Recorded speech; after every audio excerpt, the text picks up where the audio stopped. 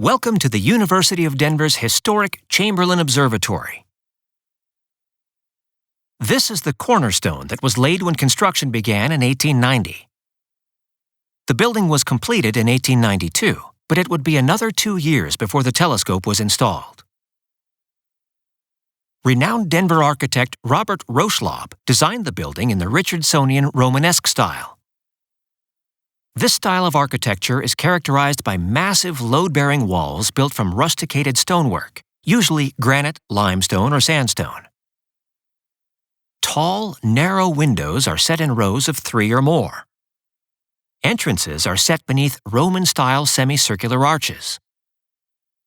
The design is intended to evoke a sense of permanence and was widely used during the Victorian era for institutional buildings such as schools, banks, and government offices. 1994 marked the 100th anniversary of the Chamberlin Observatory's opening, and in that year, the observatory was recognized by the City and County of Denver as a historic landmark. 14 years prior, in 1980, Chamberlin was entered in the National Registry of Historic Places by the U.S. Department of the Interior. These designations are vital in protecting the observatory from redevelopment. 65 yards west of the main building is the Student Observatory. The observatory benefactor, Mr. Humphrey Chamberlin, approved the additional expense of the Student Observatory, and in May of 1890, ground was broken for both structures. The Student Observatory was completed in a year and equipped with a 5-inch refractor telescope donated by Mr. Chamberlin. The main observatory building would not be completed for another year, and it was to be reserved for advanced research projects. The Student Observatory holds the distinction of being the first structure completed on the new University Park campus of Denver University. The observatory's first director, Professor Herbert Howe, utilized the small observatory for undergraduate astronomy classes and to conduct his research on double stars. Professor Howe soon found himself dividing observatory time between classes, research, and entertaining curious guests and dignitaries.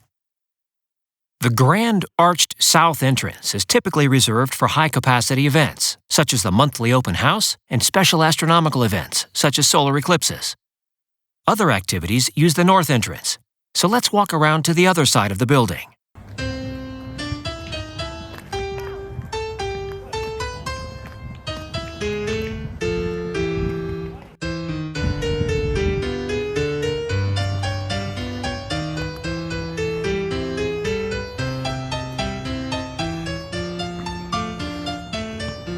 From here, you can see that the observatory is divided into 3 sections. The large central section houses the telescope, classroom, and restroom. The east wing houses the Transit Circle Observatory and library. The west wing includes the observatory director's office and a cloakroom. Between the split stairway and the entrance is a large green door angled up from the ground level. The original heating system was a coal-fired boiler with steam radiators. This green door covers the coal chute where coal was delivered to the basement storage room. As you enter the north entrance foyer, to your immediate left is the hallway to the bathroom, which you are welcome to use during your visit. Just past that is the spiral staircase leading to the telescope level. Looking directly ahead into the next room, you can see a sepia portrait on the wall.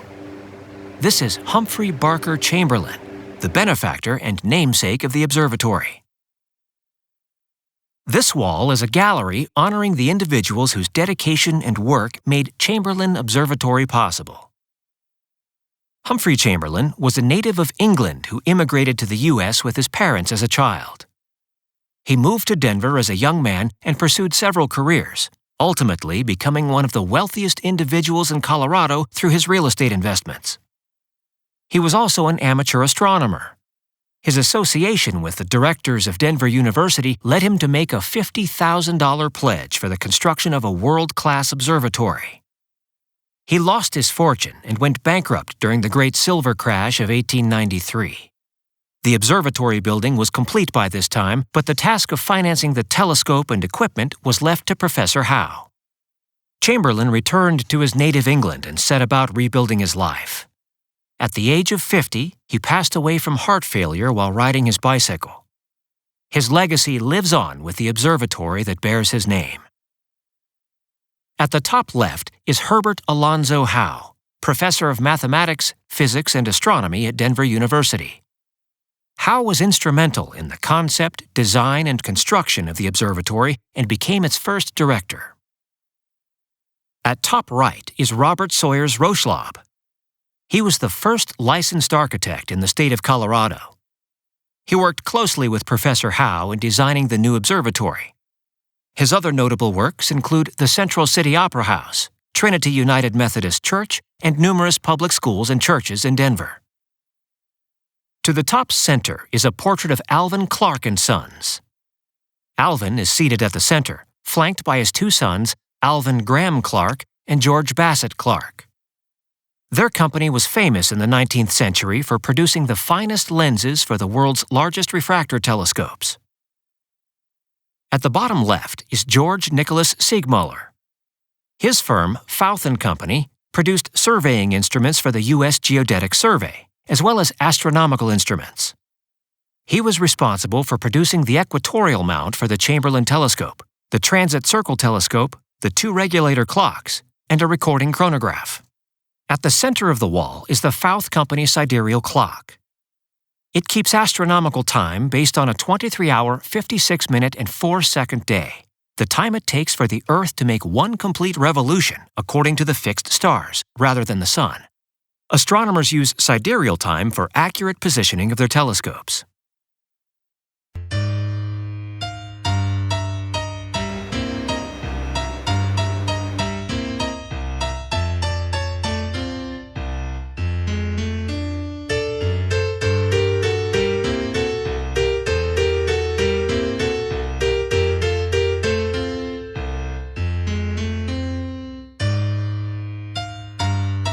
This is the historic 20-inch refractor telescope. The 25-foot-long optical tube is made of steel, and the telescope weighs 12.5 tons. The size of a telescope is determined by the diameter of the objective lens at the top end. The larger the diameter, the greater the light-gathering capacity of the instrument. Imagine the large pupils of nocturnal predators like cats and owls. When the telescope was completed in 1894, its 20-inch objective lens made it the 11th largest refractor telescope in the world. The Alvin Clark and Sons Company of Cambridgeport, Massachusetts, produced the objective lens set. In the 19th century, the firm was famous for producing high-quality lenses for large telescopes. While the telescope appears to be sitting on the floor, it is actually mounted on a tripod inside the pillar. The tripod sits atop the foundation, or pier. The pier extends 25 feet to the floor of the basement, 12 feet below ground level. It is 16 feet square at the base and 12 feet square at the top. Built like a massive chimney from the same red sandstone as the building exterior, the pier is filled with rock and gravel and weighs an estimated 320 tons. If you look carefully at the base of the pillar, you will see a small gap between the pillar and the white ring. The entire telescope assembly and pier are designed to prevent contact with the rest of the building at any point. This is to protect the high-power telescope from vibrations that could result from simply walking about the observatory. The telescope is aimed from this control center. The two hand wheels are used to adjust the east-west and up-and-down movement of the telescope. Despite the great weight of the instrument, it is perfectly balanced and can be moved by the hand wheels without great effort. The hands on the star dial rotate as the telescope is moved and indicate its position. If the celestial coordinates of an object are known, the telescope can be quickly aimed at the object within a precision of about 1 degree. Final aiming is done at the eyepiece end using the finder telescope. Once an object has been located, the observer can lock the position using the controls at the eyepiece end. At this point, the clock drive takes over and slowly moves the telescope to compensate for the Earth's rotation. The clock drive is located at the top of the pillar. Looking through the glass windows of the clock drive, you can see the centrifugal regulator spinning. Without this feature, the object you are viewing would quickly drift out of the field of view. When the clock drive is locked in, the telescope may appear to be stationary, but it is moving very slowly to track your target. In use, the telescope eyepiece can be high off the observatory floor. The observing ladder, or gantry, is used to reach the eyepiece.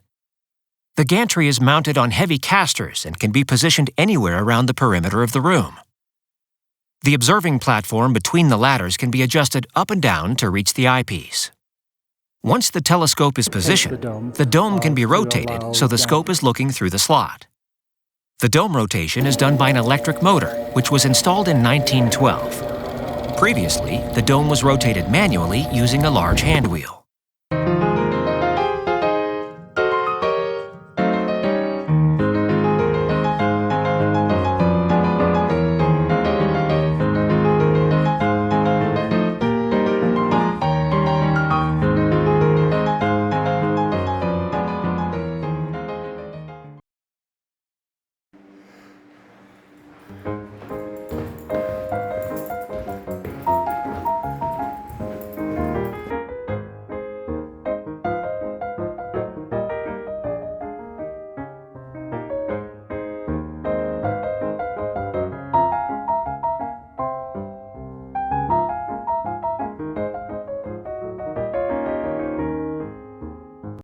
This panorama photo, taken around 1894, shows the observatory and University Park.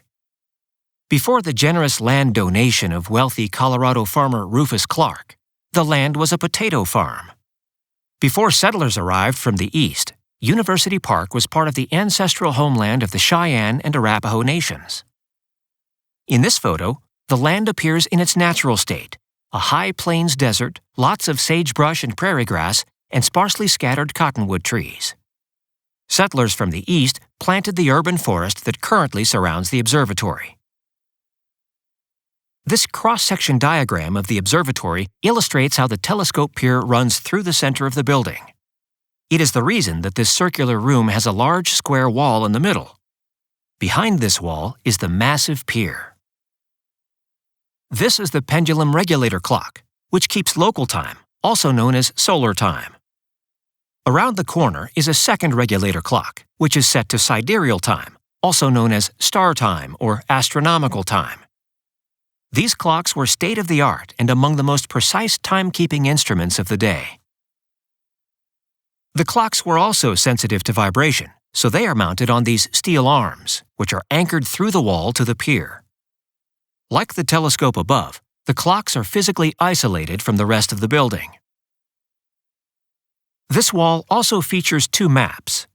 The pins on the map indicate the homes of Chamberlin's visitors from all 50 states and all 7 continents, including Antarctica. Former Denver Astronomical Society member John Briggs spent an entire year stationed at the National Science Foundation South Pole Research Station. This qualifies him for residential status and a pin at the South Pole of the map. Shortly after the observatory opened in the summer of 1894, Professor Howe started the tradition of inviting the public to tour the observatory and peer through the telescope. Since then, Chamberlin has had over 250,000 visitors.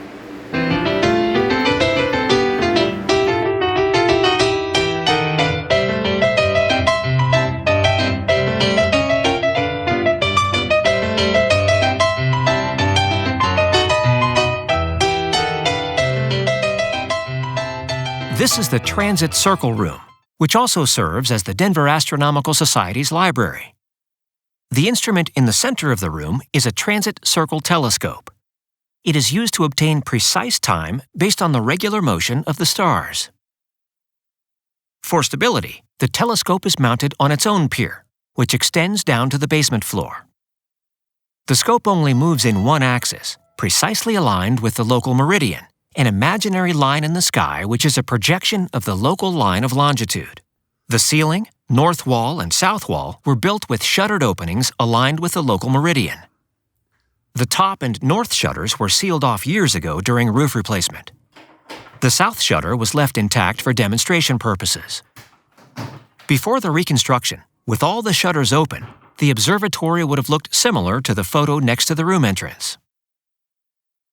This is the transit circle at the Greenwich Observatory in London.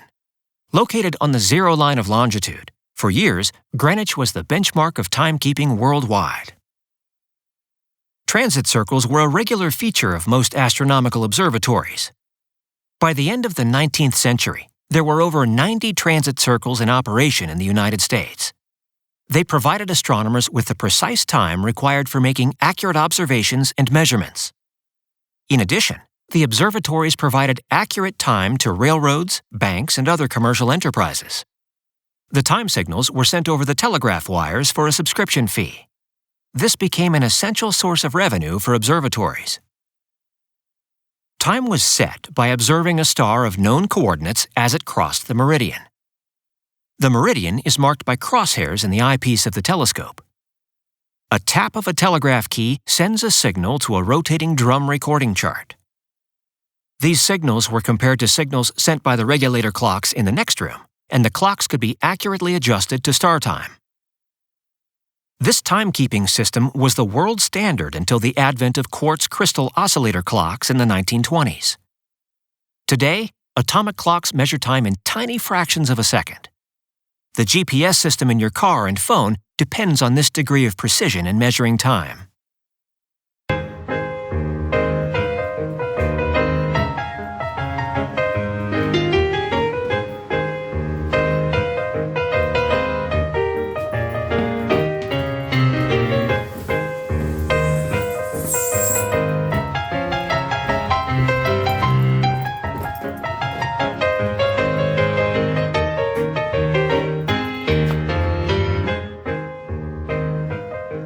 This is the base of the pier or foundation that supports the telescope 25 feet overhead.